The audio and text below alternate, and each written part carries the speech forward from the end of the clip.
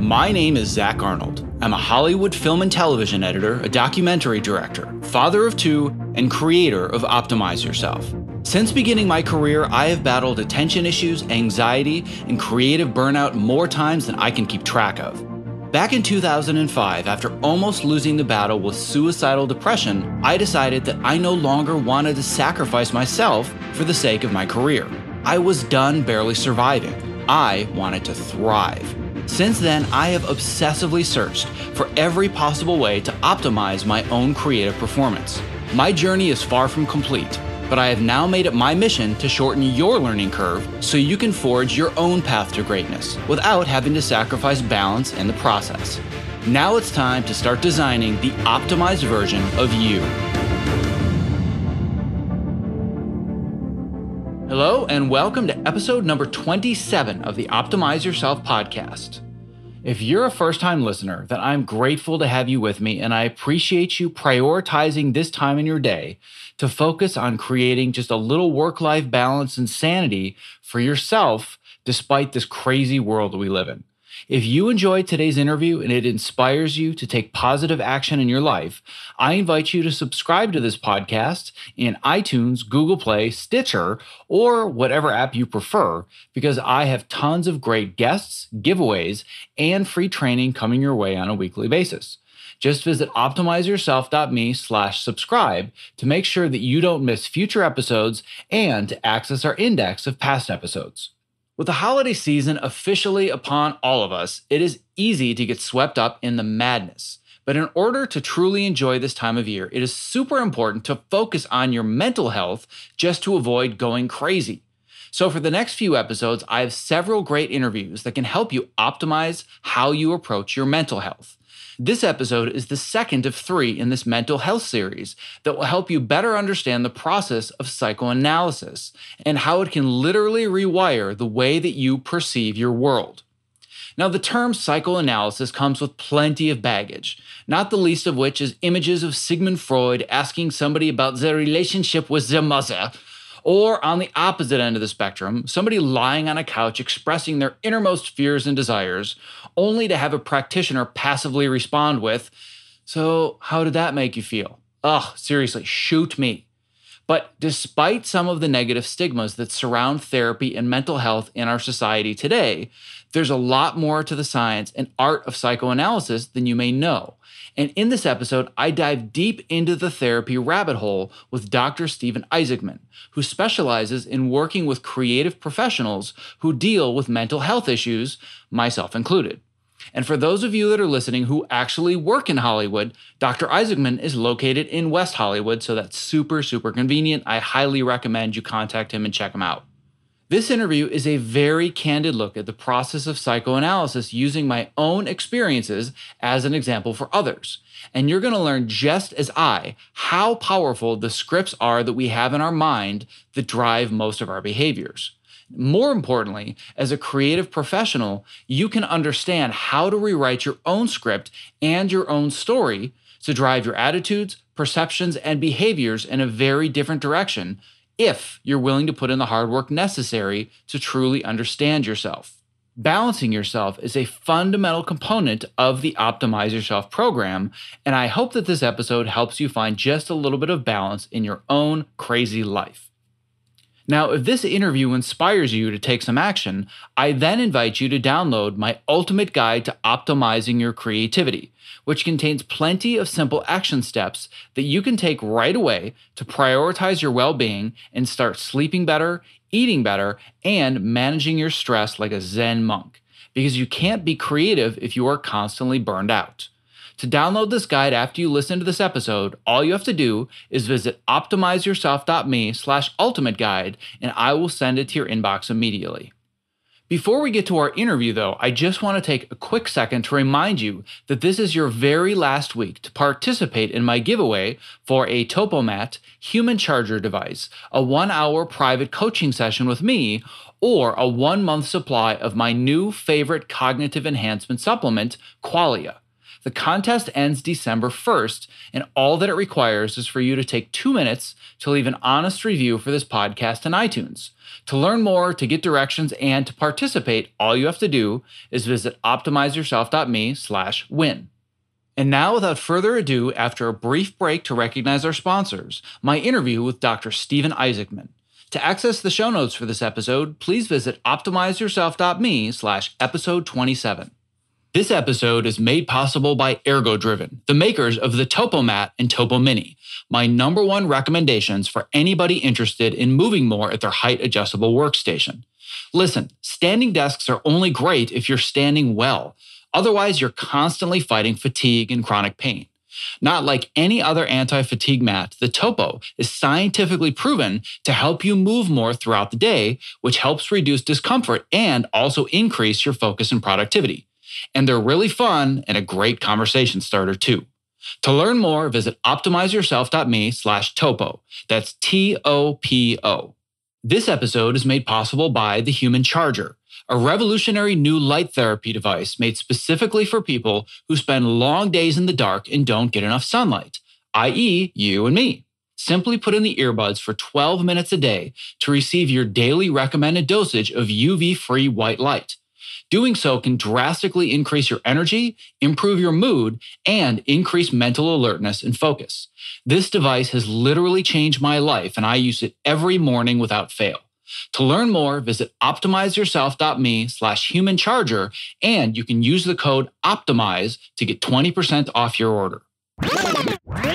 I'm here today with Dr. Steven Isaacman, and I cannot thank you enough for being on the show with me, giving me an hour of your time this early in the morning before you have to talk to people all day long. That says something. So I really, really appreciate you being here. Well, thank you. It's a pleasure to be with you as well. Well, I want to give people a little bit of background first before we start. As a full disclaimer, we're going to talk about some pretty deep concepts today.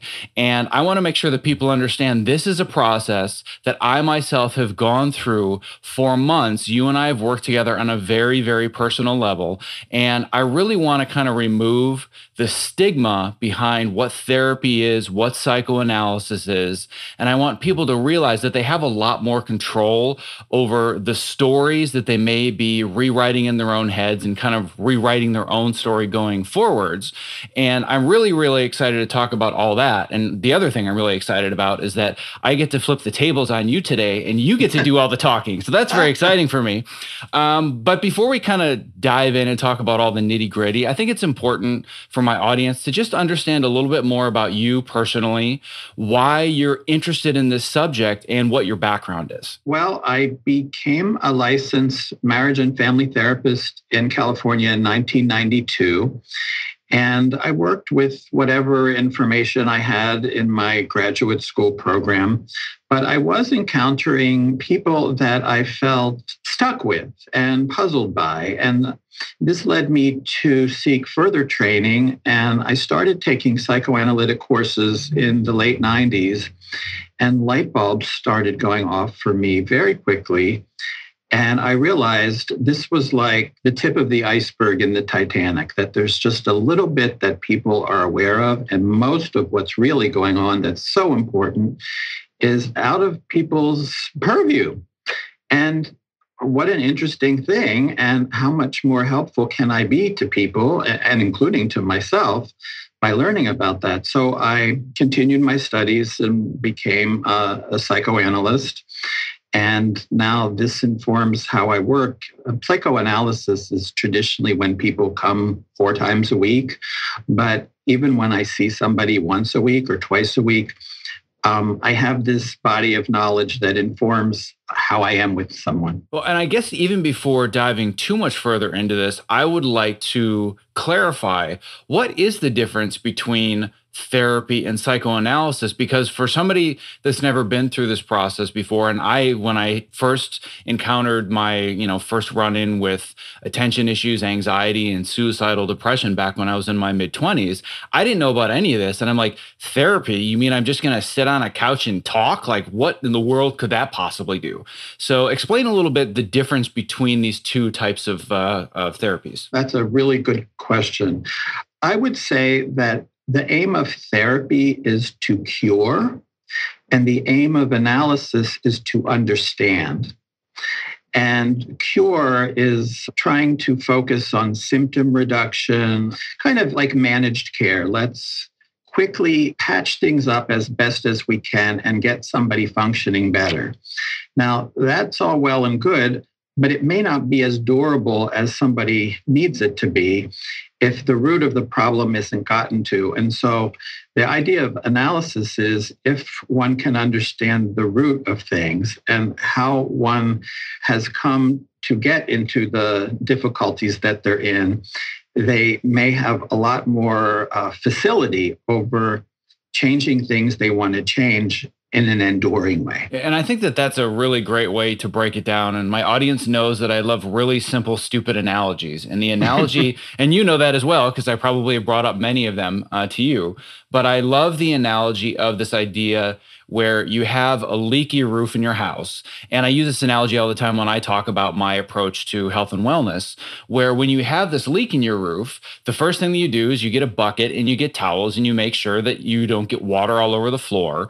And then, you don't want the problem to spread further.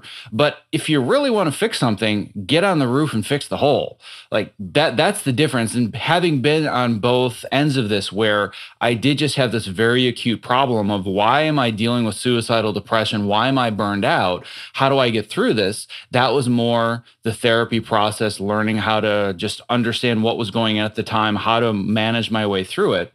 And at the time when I got through it, I'm like, awesome, I'm cured. I'm done. Like I fixed it. Right. But then I realized that that really wasn't something that was lasting for more than a few years at a time. And I would just kind of go through these same cycles, same behavioral cycles, making the same types of choices completely unconsciously. These weren't conscious choices, but I was making the same series of choices, had the same habits. And all of a sudden it led me to my latest bout of massive burnout and depression, which led me to you. And this was the first time, and I believe this was like at the very beginning of this year that you and I had worked together some. And when I sat down with you, I remember saying in either one of our first sessions, and I said, okay, so I don't really get this. Like, I want homework and I like coaching and like I want weekly assignments and like I just want to work through this. And you just kind of gave me this stare and you're like, that's not really what we do here. So my response was, all right, well, can you kind of give me a really basic rudimentary understanding of what psychoanalysis is and how it's different than what I'm used to? And you gave me one of the best analogies I've ever heard. So can you walk me through the analogy that kind of helps someone understand how this process works? Well, one analogy that comes to my mind, and you being a film editor, I remember you wanting to organize things and be efficient. And I said, let me be the editor and you just bring me dailies. The idea being that I trust your unconscious to tell me without planning or plotting inadvertently what's going on with you. Your unconscious to tell me, my unconscious to listen and translate. And together we discover the root of things. And by looking at that, what may be able to change that. Well, and I remember when you explained that analogy to me, it was just like a light bulb went off in my head. And I was like, oh, okay, I get it. Now I have to, and it didn't mean that it was going to be easy, but understanding it was simple. So big difference between simple and easy. But conceptually, I was like, all right, I'm going to have to put myself in a very different role than I'm used to, where, as you said, and I'm sure anybody listening to this that knows me personally, especially my assistants, when you said I was very organized and I wanted to make it very efficient, I guarantee they laughed out loud. They're like, oh my God, that is so Zach. But once I understood that I had to let all of that go and just produce the dailies, like you said, and be comfortable that I was working with an editor that understood how to help me pare down my story, find the right moments that were important, and start rewriting that story, I got a lot more comfortable.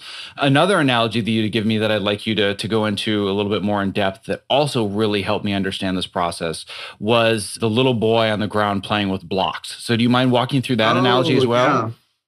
We were talking about RIE, which is Resources for Infant Educators, which is a philosophy of how to raise infants and toddlers that is autonomy building, where a parent or a caregiver, rather than getting right in there and showing their child how to build something with blocks, they put the child down with blocks and wait and see what is naturally generated.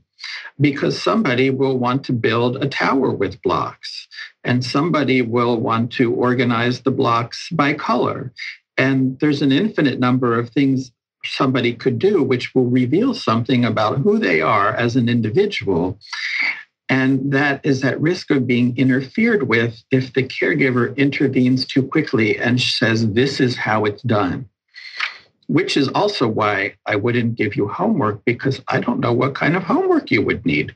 But we might find that out together. Yeah, but I really, really want homework and action steps. And I want to feel like I'm doing something. And I want to feel like I've done what I was supposed to and what I've been told. And next week it's going to get better because I did the homework. Like, that's the way that some people are wired. And that was a really, really big revelation for me. And once I accepted that I just wasn't in a position where that was going to be the case, where I had levels of achievement and I had, pass or failure. And it was just more accepting what I was dealing with, like, that's scary. And I'm assuming you probably have dealt with other people that find this process to be very, very intimidating. Very scary, very intimidating. And when you use words like acceptance and trust, what I would add to that is provisional acceptance and provisional trust. My hope is that why would you trust me, a stranger, just telling you this? I think the trust needs to be just enough to have an experience with me week after week after week and grow to trust, hopefully, because you've had an experience, not just because I said, trust me. Yeah, and well, one of the pieces of trust that you had built in right away, which was very nice for you, is that you were referred by my physician, Dr. DeMello, and any of my longtime listeners know that I basically see him as like family. So if he said, and I think I'd even said this analogy to you, where I'm very skeptical of treatments or supplements or whatever it is, and anytime somebody gives me advice, I have to read 5 different sources before I'll even have it in my house. But when it comes to Dr. DeMello, if he said, well, the best treatment for you is to jump off a bridge, I would jump off the bridge and then I would look at the results when I landed at the bottom. Like, that's how much I trust him. So walking in, I was like, well, he highly, highly recommended you. So that trust factor, as far as knowing you were a professional, was there. But it was very clear I didn't trust the process. So as an individual, I was comfortable being in the room with you, but there was very little trust of the process, even though I had done more traditional therapy in the past. So what are some ways to kind of help people get over either the fear of this process or also the stigma that's associated with, Sigmund Freud and laying on the couch and tell me your deepest, darkest feelings? Like, how do we help people get over all of this? There's a concept called the beginner's mind. It's a Buddhist idea, which basically means I don't know what's going to happen. I never had this day before. It is trying to be an empty slate and open to a fresh experience.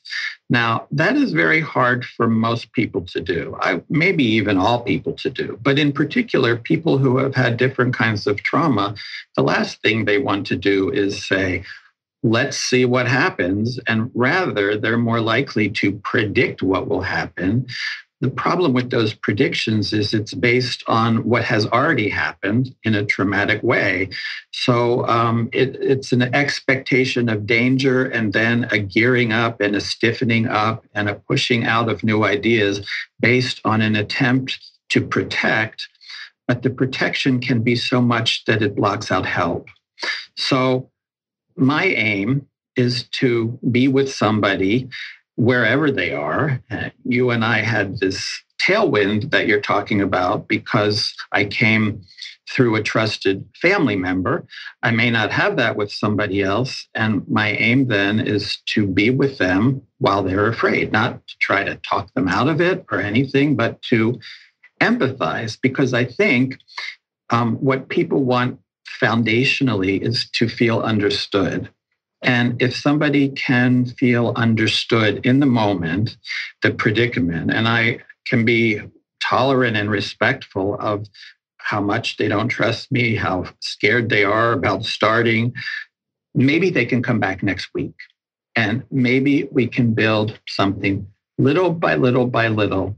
That's how I would begin. Yeah, and I think that's a great way to look at it, where you don't feel like you're making this commitment for 32 weeks in a row and it's this giant process. And, it's like going on this 90-day diet where you're depriving yourself of all these things. And I just have to make it through. It's more, 60 minutes at a time. Let's just see what happens, see where it goes from there. And that was the approach that I took because, like I said, and I like the way you put it, where we had this tailwind of trust, but I still had not scheduled more than a week at a time when I first started. And especially given that just from a logistical standpoint, the only time I had to do it was Saturday mornings, and you're in West Hollywood and I'm in Woodland Hills. And anybody in Los Angeles is like, are you nuts? Like, you were doing that every week. Anybody outside Los Angeles would look at a map and be like, oh, I don't get it. What's the big deal? But anybody in LA is like, whoa, that's nuts.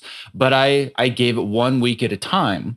And I remember thinking, and I was just like, well, this is costing me money, and it's like my Saturday mornings, and I'm just going to go this week, and we're just going to see what happens. But then, and I even remember a couple of times, like, when I first started, it was like I had prepared in my mind, here's the agenda of all the things that I think probably need to be talked about today. Mm-hmm. And I would try to maintain this agenda, and very quickly it would derail. But then I remember you kind of gently mentioning to me that you don't really need to come prepared. And all of a sudden I came in one day and I felt very unprepared. I was like, I thought about it on the drive over here and I have no idea what to talk about. And I had this fear of, oh my God, did I just drive all the way over here on a Saturday and we're going to stare at a wall together? And then for the next hour, I just went off, and it was probably the most productive session that I ever had. So explain to me a little bit what's happening in the conscious versus the subconscious mind when I have an experience like that, where consciously I think, I don't know what I'm supposed to be saying and I'm not prepared. But then all of a sudden I just go off, and it's almost like I'm in this creative flow and I don't even remember what I said, but it just comes out. What's going on with my brain? The baby with the blocks is not waking up in the morning and deciding what he's going to do with the blocks. There's no preparation. There's just an encounter with the situation, and in the best possible environment and situation, the baby encounters the blocks and something spontaneously happens as an interaction of what's inside the person and what's outside, in this case, the blocks. And I think that the preparedness is from the adult, defensive, protective, predictive, controlling, mistrustful place. And when that can be let go, then what is also natural, and other things that may need to be talked about and are more foundational and more important in a novel way, in a way that couldn't be thought about on purpose, have a chance to come out. And it can be that I think what you're describing is a delightful surprise, because in a moment like that, or in a session like that, one discovers how the process works, not because anybody explained it to you, but because you experienced it. Well, and help me then a little bit further understand what even is the subconscious mind, because I realize I'm talking about these two things, but in a sense, I didn't even really understand what these things were, other than just kind of like the popular notion of it. But I know this is a really big thing in psychoanalysis specifically, and I want to dive a little bit deeper into the subconscious mind and how these scripts are imprinted and the idea of memetics. So let's dive a little bit deeper into just the actual science of how all this works. Okay, well, one way to think about this is as a newborn, and maybe even as a fetus, one is having experiences, of course, all kinds of experiences. The baby version of the experiences that you and I and every person has every day, with things to do and feelings, external feelings, internal feelings. The difference with a fetus and a newborn and even an infant, before there is language, before there's walking. All of these experiences are only sensations. There's no language. There's no way to understand what's going on, to think about a problem. And it can be very terrifying to be a baby. Now, in the optimal situation, there is an environment, a caregiver who can modulate for the baby well enough, not perfectly, but well enough, so that the absolute helplessness of the infant is not so much known to him. And in cases where that kind of provision is not available, that helplessness becomes known and becomes terrifying. And a problem like a chill or a loud noise or hunger or gas or any of these problems, they are not understood as different problems and thought about. They are just persecutors in the baby's mind. The baby has a mind somewhat like a psychotic. It's not logical thinking yet.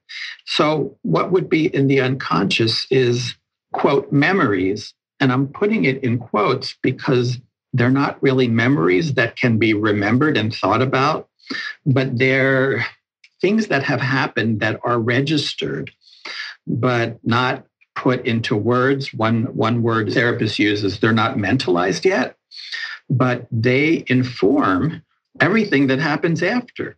But people don't know what's in there consciously. And nobody comes into the office saying, let me tell you about, my infancy, how it was on a Tuesday when I was an infant. There's an expression, the unconscious is only available through its derivatives. So we have to see what is here now and creatively look backwards and say, what does that suggest about the beginnings? And how might this have gone this way or that way? And the therapist hopefully is able to postulate with the co-writer, the patient, perhaps it was this. Now, and I'm really putting it that way because I'm not some authority. I wasn't there, but I may have an inkling or a hunch. And if I offer it to you, it will register either as I don't think so, or it will resonate and stimulate more conversation. And together we put words to those original experiences that are having profound effects, maybe even causing the problem that brought you into the office. Yeah, and I think that's a really, really great way to explain it. And going back to this analogy again, for all of us that are storytellers and work in the filmmaking industry, talking about this idea of the patient creating the dailies.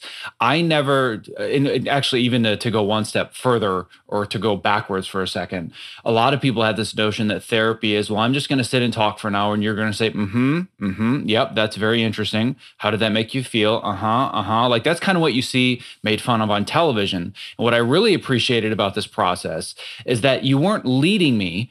You weren't ignoring me. You weren't just kind of, patronizing me. You were really like a collaborative filmmaker helping me understand, first of all, how did we write this first draft?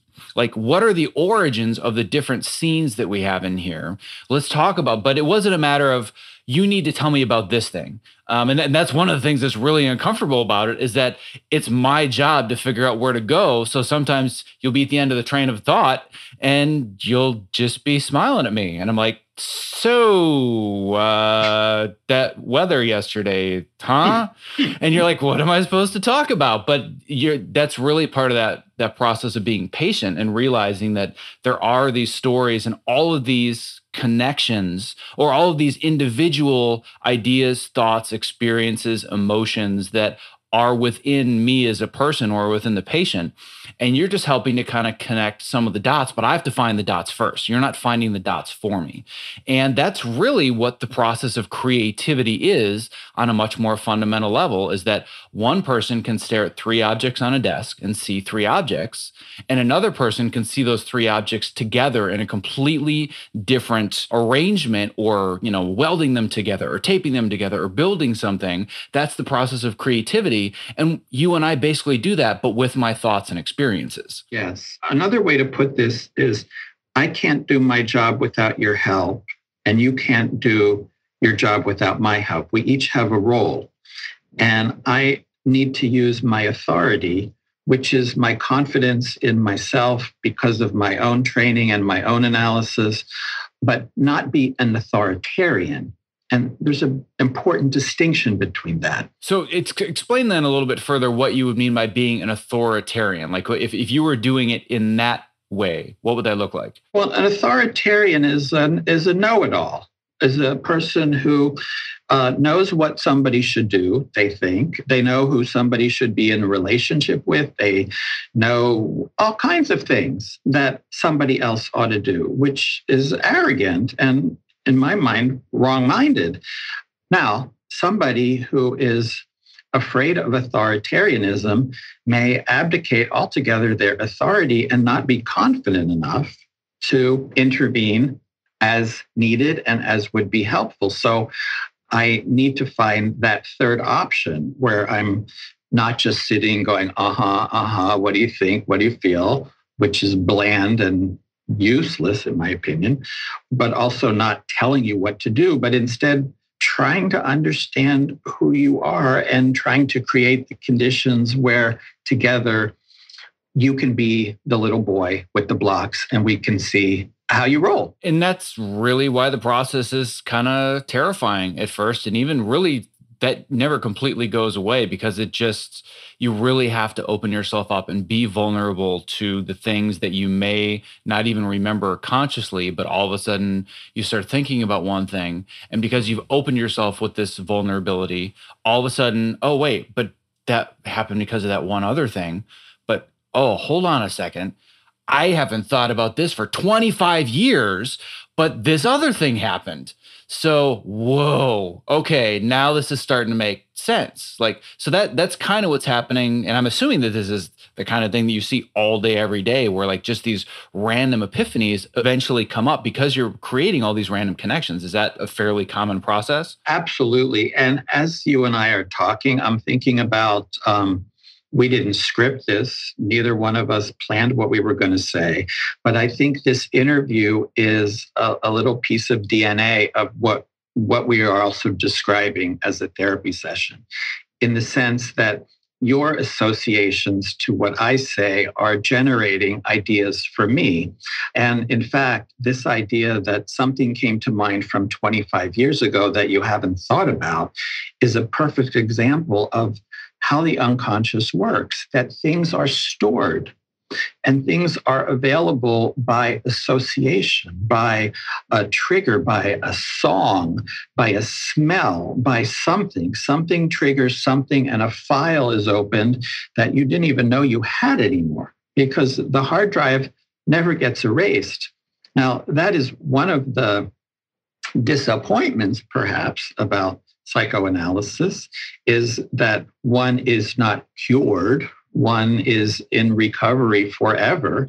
Now, that's sort of a mixed bag. One can be so disappointed that this is not going to be over and done with. On the other hand, it may be very reassuring and calming that this is just the state of human existence, that we are always in process and trying to do the best we can and trying to learn from our experience and hoping we do better today than we did yesterday, because of an awareness, not a harsh and punitive critical awareness, but also not no awareness, a helpful awareness, like a good parent. And that awareness is so powerful. And I've talked about awareness in the past when I've done podcasts about yoga, about meditation, about integrative medicine, and how once you develop that awareness of how you're treating yourself and looking at wellness versus not being sick, all these differences, awareness is really the most powerful tool that you can have. And you already kind of said it, and I think I may have even, but I want to reiterate this again,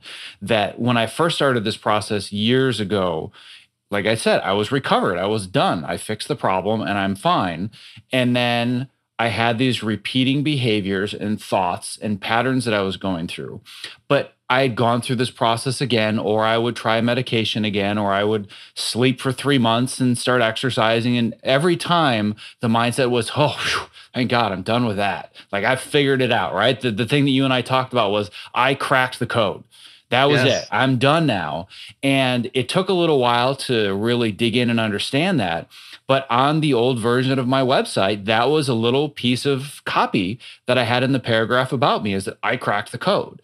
And I didn't realize how much that one sentence was paralyzing me as a human being, because it made me feel like an imposter. This idea of imposter syndrome, that what business do I have of getting on a microphone and talking like I'm an expert, or writing a blog post, or teaching a course, if I've cracked the code? I'm not allowed to be tired anymore. I'm not allowed to eat crappy foods. I'm not allowed to feel disorganized or feel like I can't focus on something. And it was one line of copy on my website, and it crippled me. And realizing just that one thing completely changed the way that I look at myself, my job, me as a parent, me running a business going forwards. And that's what this process did. Was coming out of it with you this time, it was very different, where it's not a matter of, yes, I've figured it out again and I'm recovered again. Every single day I'm now recovering. I haven't cracked the code, but I'm always on the journey trying to figure out how to crack the code, knowing that I'm never going to. But just that simple mindset of I'm recovering versus I'm recovered colors the way that I look at every single decision I make during the day differently. Where an example would be, a year ago, I would say, oh man, I'm a little bit behind today and I really need to write this script or this blog post, or I have an extra scene to cut. Well, that's all right. Usually I go to bed at 10, but I can go to bed at 11 or 11:30 just this one time. Right? Sounds kind of like somebody that might have an addiction. And I'm a workaholic and I have that addiction. But now on a daily level, because I have this reframe of I'm recovering, not recovered, it's much easier to make the decision of, no, I'm not going to write this thing until 11:30 or 12, because I know what that looks like 2 months down the road. Mm-hmm. So it's almost like we're getting into my own little personal therapy session here. You might have to invoice me afterwards.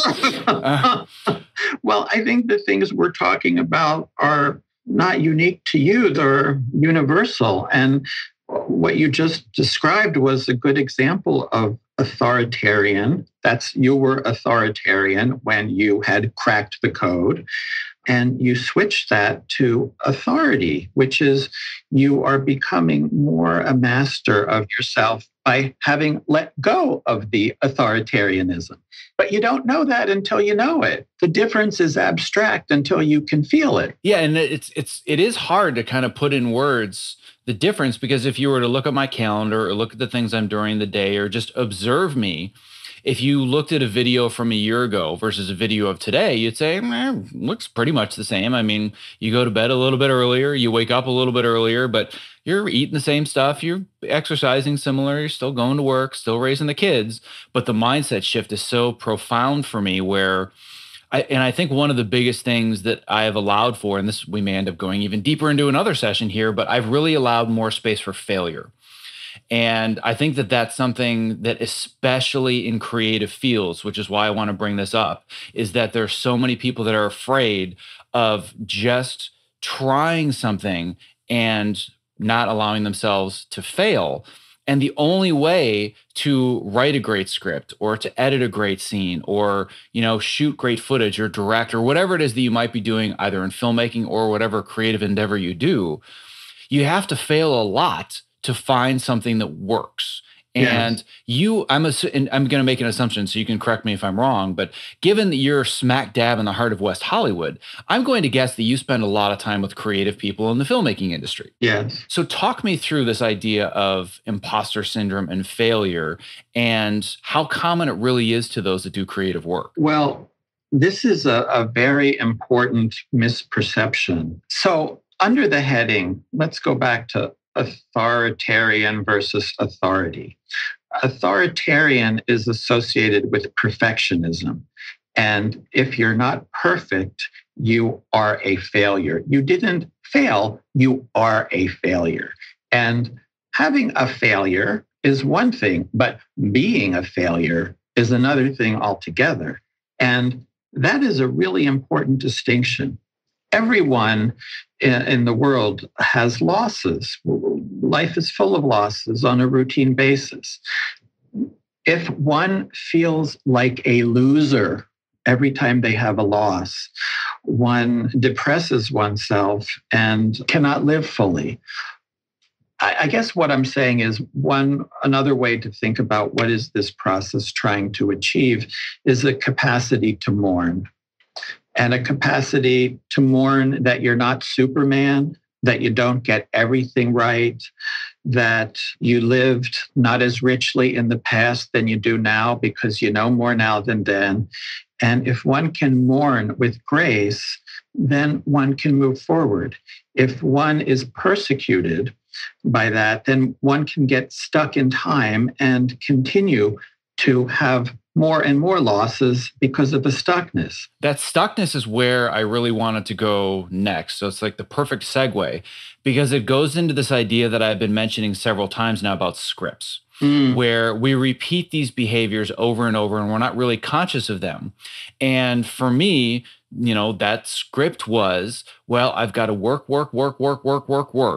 But it took a long time to get through this, and I'm going to apologize to my parents if they're listening. They're like, oh my God, it's all our fault. And it really isn't. But I realized that most people think that they're, afraid of failure. And at a certain level, I was afraid of success. I was afraid of this actually working. And that sounds absurd. I'm like, how could I be afraid of being successful? But that was because of certain scripts and behaviors and experiences that I had had growing up. So how do these scripts affect us going forwards when we can psychologically and consciously say, well, that's dumb. I'm not afraid of success. But what's driving us underneath? Like, how do these past behaviors or experiences have this kind of power? Well, there's a lot of reasons why somebody would be afraid of success, but you're right.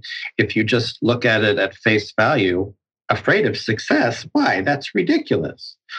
Somebody might be afraid of success because they love their parents so much and they will not let themselves go further than their parents went. That's one reason. Another fear of success is the more successful one gets, the more recognition one has, the more public one is, the more one is at risk of envious attacks by others. So those are just a couple of reasons why somebody might be afraid of success and sabotage their success so that they don't have to deal with those problems. Yeah, and that certainly is the category that I belonged in, I think, where in my mind, the thought, and this is still something I have to deal with, and I've gotten much better at it. But the thought in my mind is always, well, let's say that this really becomes what I want it to be, and I can help a lot more people that work in creative jobs and want to, work through their mental issues, or they want to improve their health, or they want to improve their productivity, whatever it is. But then somebody comes along and they say, what business do you have to tell me? Like, who do you think you are, right? Mm-hmm. That's the thought that's in my mind. And I didn't realize how much that the fear of that was really crippling my ability to build and grow this program. Mm-hmm. If you were back in the authoritarian perfectionism and somebody says, who do you think you are? It really gets to you because you're not sure if you're Superman or if you're a fraud. You're one of the two. But I think where you are now, who do you think you are? You're a person on a journey who's further along than he used to be, who does not have the answer, but has some tools and a capacity to share them. That's who you think you are. Yeah, and the journey was really the crux of all of this, and that was what even led me to you in the first place, was this idea of the hero's journey. And once I discovered the hero's journey, and this is from the work of Joseph Campbell, and I can put a link in the show notes to anybody that's like, ooh, this sounds intriguing, because we can talk more about it. But just changing this from, you said, the authoritarian to the journey, and me realizing, oh, I'm still on the journey. Let's say that we're going through a jungle that's never been walked through before. I'm in the same jungle as everybody else, But I just happen to have found a machete along the way and I'm tearing up all the stuff in front of me. You're right behind me. Like I can touch you. You are so close to me in the exact same journey. I just happen to have picked up this tool and I'm just 2 steps ahead of you. And that reframe changed everything for me.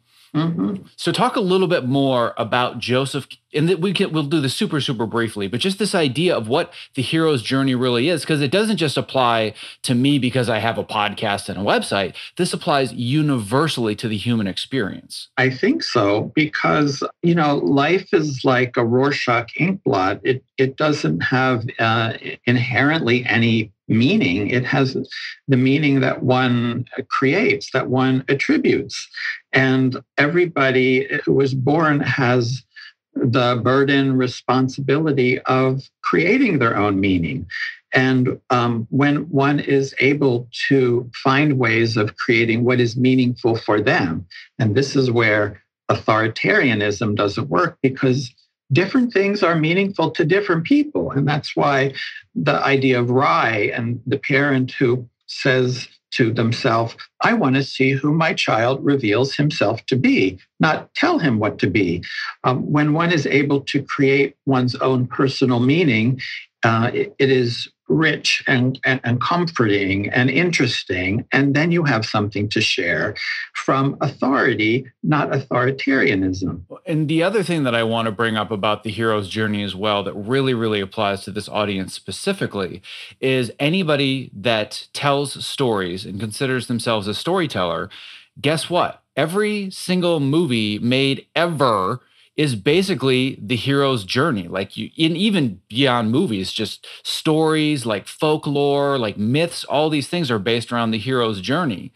And anybody that has studied the structure of story and, the basic 3-act structure, and you have the first act with the introduction, but then you have the challenge that comes along. And it's like, wow, can I overcome this? All right, great. Now I'm going to, what's the big question? All right, now act 2 is I have to go through this arduous journey and see if I can answer this question. And then act 3 is the resolution of all of it. So everybody listening, I would assume, or most people would have a basic understanding of story structure. But it's when you apply your own experience where you are now and say, where am I in the 3-act structure? And I'm not talking about time. I'm not saying if a movie is 100 minutes and you're 30 years old, you're at minute 30. It has nothing to do with that. But it's realizing, well, what part of the journey am I in?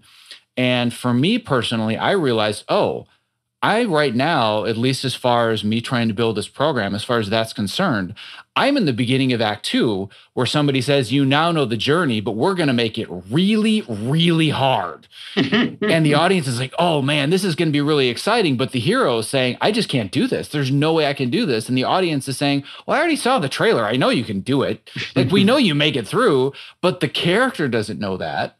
So tell me a little bit more about what you've seen. And obviously, I don't want you to reveal anything personal about other patients, but just more in general, what you see with people that work in these creative industries going through their own hero's journey. Well, again, everything that you're saying is sending off light bulbs in my mind.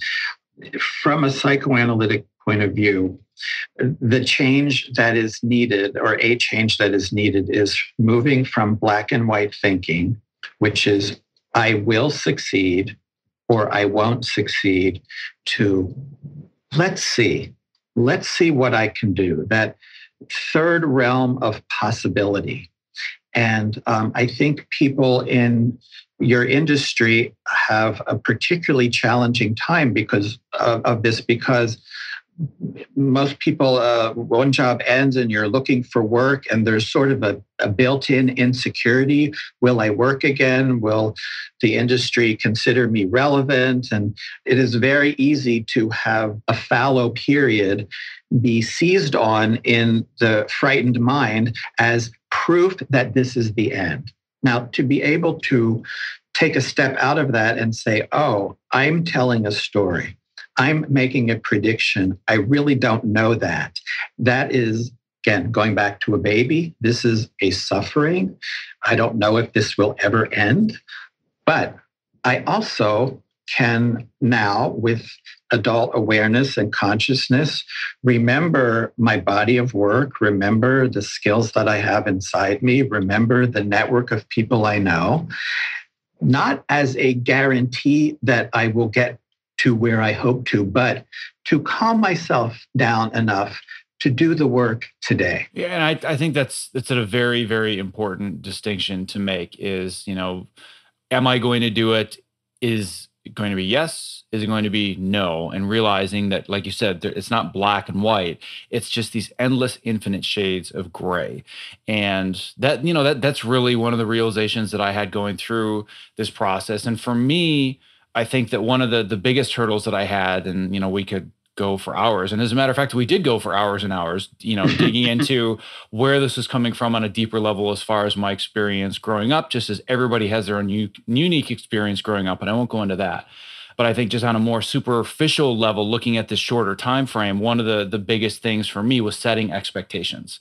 And one of my I don't want to say the word failure because you've made it clear that we don't want to say that we are a failure, but I think that one of the detriments, one of the reasons I've led myself down this path over and over, the recurring pattern that I finally discovered is that when setting an expectation, I was always setting an unrealistic expectation for myself. But you didn't know that at the time. But again, that was based on years and years and years of experience, either doing it myself or watching other people in my life doing it to themselves, but not consciously saying, oh yeah, well, duh, like, of course this makes sense. But going through this process, just that one little thing. And again, if you had said to me, well, you realize, Zach, you are setting unrealistic expectations, I'd be like, no, I'm not. And the reason I know that is because people have told me that my whole life. Like, well, that's not really realistic. And I wasn't setting unrealistic expectations, but one of the fears that I still have to this day, and I'm sure there are so many people that would be listening to this thinking the same thing, is that setting a realistic expectation to me is, well, I'm going to get a decent job and it's going to pay the bills and I'm going to go home and take care of my family and everything's going to just be okay. It's going to be realistic. And then the other end of that is I'm Steve Jobs and I'm going to change the world and I'm going to completely reframe how we function as a species. And he firmly believed that and he did it. But there are also many, many, many, many, many people that are entrepreneurs, filmmakers, whoever they might be, that are saying the same thing that will not end up becoming the next Steve Jobs or the next Steven Spielberg. But I also don't want to just be Mr. Well, I know I can't do that, so I'm just going to be realistic. So how do you find the balance between I'm just going to get a decent job and pay the bills and, barely survive the rest of my life, or I'm going to be Steve Jobs? How do you find the middle ground? Well, I think you find it by looking at how you define the term you're using, realistic. The way you're using realistic right now, it's resigned. And resigned is depressing. Now, the other pole is I am going to be Steve Jobs. I know it. That is manic. And people have problems with one pole or the other and bouncing back and forth until they find a new paradigm, which is what we're talking about, which is, I don't know. I feel motivated. I feel interested. I'm going to try this and see what happens. I may have some successes. I may have some failures. Maybe from the failures, I can tweak my agenda and try differently. It's not about resigning to a bland, ordinary existence or making sure you're the next Steve Jobs. It's some other realm of active participation. And maybe to put it succinctly, to try to have high hopes and low expectations. Yeah, I think that's a really, really good way to put it. And that's kind of the way that I've reframed it, is that this is going to be like one of those horrible platitudes that you'd like see on a meme from a life coach on some Facebook page. But this idea that, if you shoot for the moon and you fail, you fall amongst the stars, right? You're still not on the ground. And that's kind of a ridiculous platitude, but it also kind of isn't. Where, you want to shoot for something, but you're okay with where you will land if you don't get there. And this is something I've always talked about since the very beginning of this program, that if somebody says, I've been inspired to run a marathon, I've been on the couch for years and I'm going to run a marathon tomorrow, and they don't end up running a marathon, but they do a 5K, that 5K is still way better than sitting on the couch and is going to change their whole life. So, being able to reframe it as, well, I am a failure because I didn't complete this marathon versus, well, I failed at completing the marathon, but I've still been successful based on where I started and where I am now. So that having been said, where I kind of want to leave this, and you've kind of said this already, but I just want to make sure to close this loop before we're done today. I was going to say done for our session today. I'm like, wait a second, we're not doing a session, we're recording a podcast. So there's me going into my unconscious. But we've talked all about now how we're creating these dailies in the room and how it helps us to discover the scripts that either we have written for ourselves throughout our life, or perhaps the scripts that have been implanted by experience with others, by what we've been told our whole lives. And we've talked a little bit about how to rewrite them, but super succinctly, if we just wanted to say, this is where you get started. If you've really committed to saying, I want to figure out what these scripts are and I want to rewrite them, where do I start to do that? Well, look, I'm biased, but I think finding someone to talk to is a good idea, because it's really hard to get out of one's way. And in fact, part of becoming a psychoanalyst is one has one's own analysis, just because of that idea that we can't be our own analyst. And every one of us has blind spots and we need help.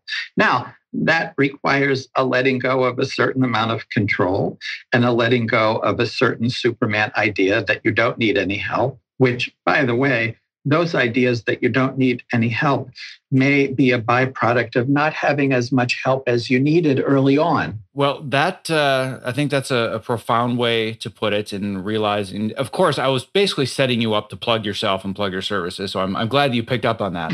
But I really want people to have a much better understanding of how efficacious this process really can be. Like, it can make a huge difference where, for me, I'm always about ROI. It's like, all right, well, if I'm going to spend $2,000 on an educational program, is the knowledge that I receive from this program going to allow me to get a return on that $2,000 in X number of months or X number of years? Or if I put this money into the stock market or an IRA or whatever it is, like, what does the chart look like over time? And I had a very hard time accepting that, all right, well, I'm going to pay you money, but I can't measure this. Like, I can't say, well, I'm going to go for 12 sessions or whatever it was. And, over the course of the next 12 to 24 to 36 weeks, do I feel like I've gotten an adequate return on that investment? And you can't really do that with this process, but there's no doubt for me that I've gotten a return and then some, just, again, like I've already said, through developing this awareness and having this reframe, which has helped me to rewrite my own story, which is really what this is all about, is rewriting your own story. So for anybody that's listening that got into this thinking, oh my God, we're going to listen to a therapist talk today, and we're going to talk about Freud and your mother. And like, I really, really hope that this encourages you more to get over the stigma of therapy or psychoanalysis and just kind of jump into it thinking, I've got an open mind, I have a beginner's mind, and we're just going to see where this takes me, because I know that this can help me rewrite my own story. So on that note, I want to thank you so much for taking the time to chat with me today and giving me my own little session. And like I said, you can invoice me. But this has been tremendously beneficial to me, and I hope it has been for my audience as well. So I really appreciate you coming on today. Thank you for inviting me. I enjoyed it as well. Thank you for listening to episode 27 of the Optimize Yourself podcast. To access the various links and resources mentioned in this episode, just visit optimizeyourself.me/episode 27. If this interview inspired you to take action, I invite you to download my ultimate guide to optimizing your creativity, which contains plenty of simple action steps that you can take to prioritize your well-being and start sleeping better, eating better, and managing stress like a Zen monk. Because you can't be creative all day if you're constantly burned out. To download this guide 100% free, all you have to do is visit optimizeyourself.me/ultimate guide, and I'll send it to your inbox immediately.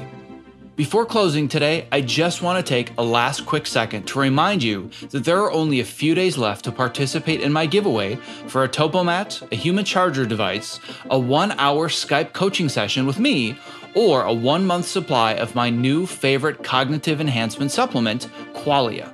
The contest ends December 1st, and all it requires is for you to take 2 minutes to leave an honest review for this podcast in iTunes. That's it.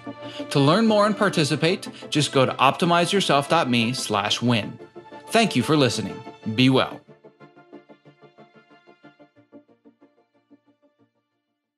This episode of the Optimize Yourself podcast was made possible by ErgoDriven, the makers of the TopoMat and Topo Mini, my number one recommendations for anyone interested in moving more at their height-adjustable workstation.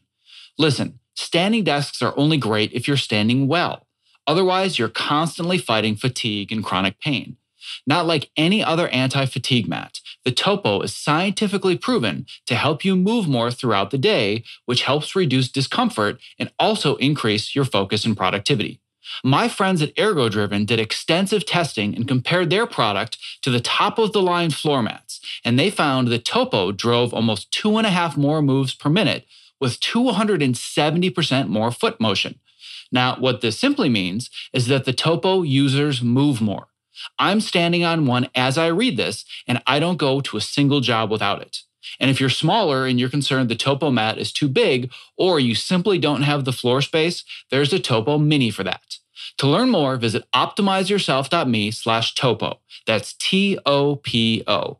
This episode of the Optimize Yourself podcast was made possible by the Human Charger, a revolutionary new light therapy device made specifically for people who spend long days in the dark and don't get enough sunlight, i.e. you and me. It's not a light box. It's smaller than an iPod Nano, and it fits right in your pocket. Now, no different than listening to music, all you have to do is simply put in the earbuds for 12 minutes a day to receive your daily recommended dosage of UV-free white light. This light stimulates the photosensitive receptors in your brain, which then affects your neurochemistry via neurotransmitters such as serotonin, dopamine, and noradrenaline.